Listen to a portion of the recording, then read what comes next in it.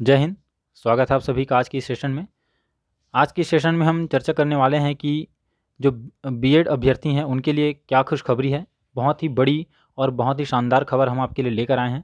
जैसे कि आपने हमारी पिछली वीडियो में देखा था कि हमने बताया था आपको कि सुप्रीम कोर्ट का फैसला आया है कि जो बीएड के अभ्यर्थी हैं वो प्राइमरी शिक्षक या सहायक शिक्षक के लिए अब पात्र नहीं होंगे। यह मामला जो है वो राजस्थान हाई कोर्ट का था जो सुप्रीम कोर्ट पहुँचा।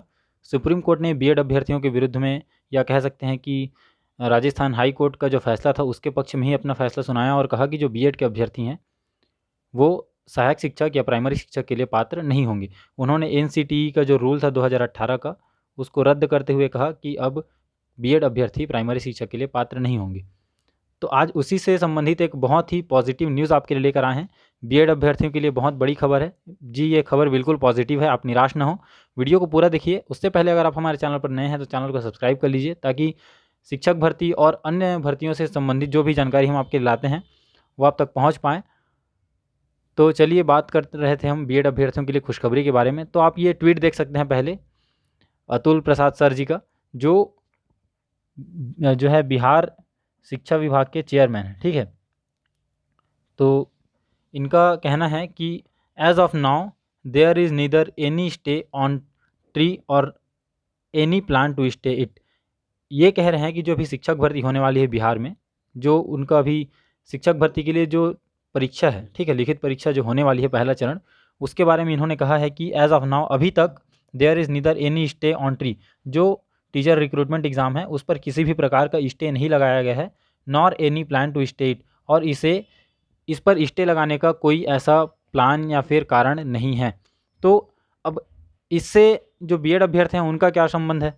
तो संबंध ये है कि आपको पता है कि बिहार की शिक्षक भर्ती अभी परीक्षा नहीं हुआ है, उसमें एडमिट कार्ड जारी हो गया है। तो उसमें जो बीएड अभ्यर्थी हैं वो भी प्राइमरी शिक्षक के लिए अप्लाई किए हैं। तो अतुल प्रसाद सर जी के जो ट्वीट है उसके अनुसार हम आपको ये बताना चाहते हैं कि जो बीएड अभ्यर्थी हैं वो भी प्राइमरी शिक्षक के लिए पात्र होंगे। अगर पात्र नहीं होते तो अतुल सर जी ये ट्वीट नहीं करते, क्योंकि या फिर जो बिहार शिक्षा बोर्ड है वो अलग से एक नोटिफिकेशन जारी करता कि जो बीएड अभ्यर्थी हैं जो प्राइमरी टीचर के लिए अप्लाई किए हैं वो एलिजिबल नहीं होंगे। तो ऐसा कुछ रूल नहीं आया है और ये कह रहे हैं कि भर्ती होगी, ठीक है। तो छत्तीसगढ़ में तो परीक्षा हो चुकी है, ठीक है, काउंसलिंग की प्रक्रिया शुरू हो चुकी है। तो हम ये कह सकते हैं कि जो बीएड अभ्यर्थी हैं वो बिल्कुल पात्र होंगे। आप निश्चिंत रहिए, आप बस अपना दस्तावेज़ तैयार रखिए। जैसे आपका काउंसलिंग होता है, डॉक्यूमेंट वेरिफिकेशन का डेट आता है, आप वेरिफिकेशन कराइए, आप बिल्कुल पात्र हैं। अब इसके बारे में कुछ और चर्चा कर लेते हैं कि ऐसा कैसे हो सकता है, सुप्रीम कोर्ट का फैसला कोई कैसे टाल सकता है, ठीक है। तो अब यहाँ पे है, आप देख सकते हैं कि दो संस्थाएं हैं, NCTE national council for teacher education, ठीक है, a statutory board of the government of India. अब ये जो बोर्ड है एनसीटी वो क्या करता है, ये एजुकेशन से रिलेटेड कुछ नियम वगैरह बनाते हैं, ठीक है, जो भी शिक्षा से संबंधित नियम वगैरह है उनको बनाने की सलाह देते हैं सरकार को, पाठ्यक्रम निर्धारित करते हैं, जो केंद्रीय शिक्षक रहते हैं, ठीक है, जो केंद्रीय विद्यालय के, नवोदय विद्यालय के शिक्षक है, और जो सेंट्रल गवर्नमेंट की स्कूल के जो शिक्षक रहते हैं उनको ट्रेनिंग कराते हैं, जो एनसीटी है वो।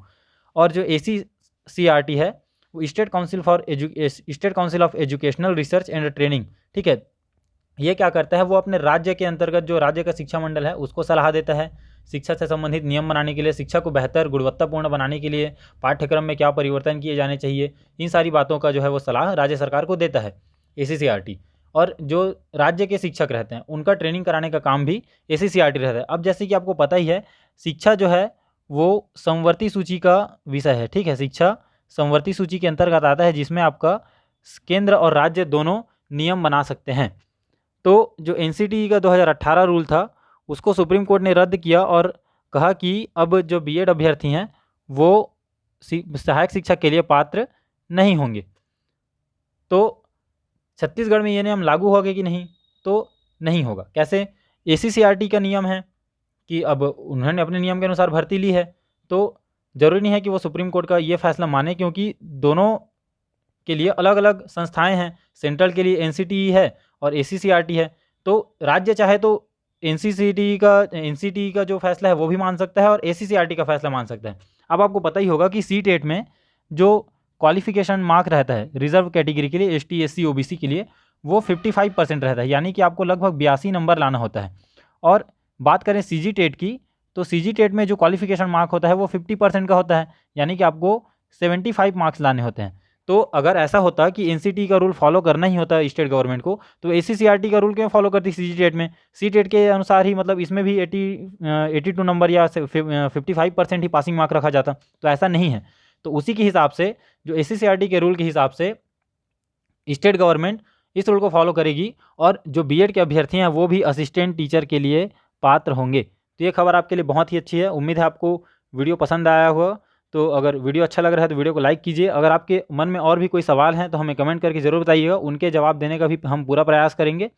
ऐसी ही जानकारी के लिए जुड़े रहिए हमारे साथ, चैनल को सब्सक्राइब कीजिए। मिलते हैं आपसे अगली वीडियो में। जय हिंद।